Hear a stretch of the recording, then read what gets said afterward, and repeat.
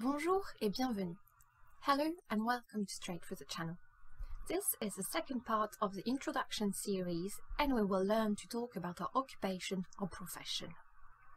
To be able to talk about your occupation or job, you will need to know how to conjugate the verb être, to be, and know the vocabulary related to your occupation in the appropriate gender, which means we will be talking about masculine and feminine. So, to talk about what you do in life, you would say je suis, then add the correct word in the appropriate gender, depending on whether you consider yourself to be male or female. For example, je suis étudiant. I am a student.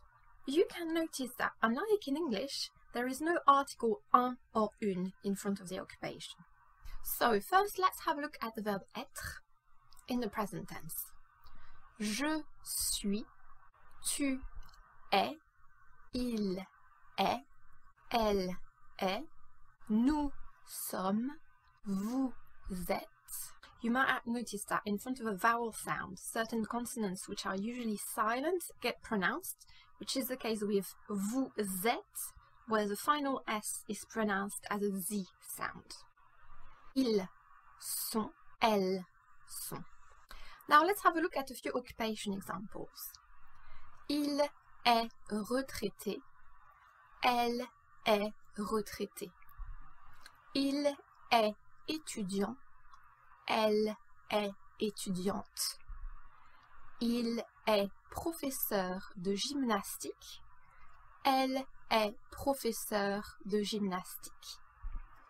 Il est danseur. Elle est danseuse. Il est conducteur de bus.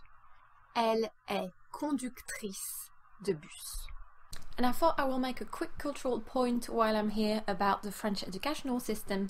Schooling in France is compulsory from age 6 to 18. So when you are 6, you go to école primaire and you are écolier or écolière. Then you jump to collège and you are collégien or collégienne.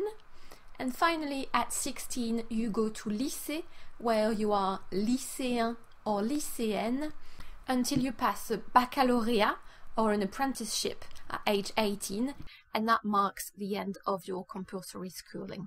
So all of these examples have shown that depending on whether you consider yourself to be male or female, you might have to use a slightly different word for the same job.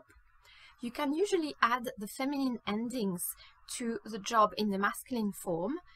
You are welcome to pause the video if you want to have a better look at these examples, and I will also add a link in the description with a more exhaustive list of jobs in the feminine and the masculine forms.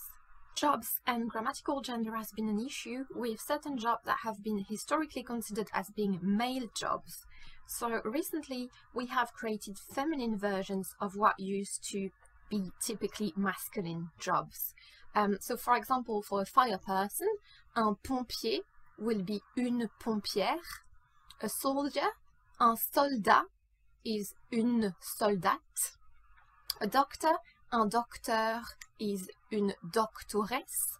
And a lecturer, un professeur is une professeure. In French, you also have quite a few genderless jobs, meaning they are the same in the feminine and masculine.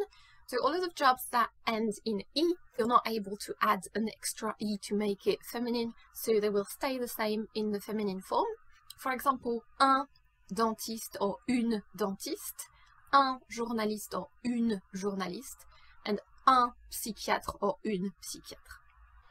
I also put a few other examples. The words médecin or médecin, if you have the Parisian accent, which I tend to have, that's a doctor, but you will probably use it more if you work as a general practitioner, and you might use doctor or doctoress that we have seen in the slide before, more if you work in a hospital, for example.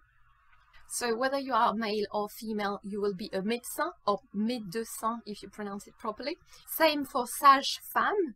Sage actually means wise, and femme is woman, so this is a person who is wise and knowledgeable about women and birth.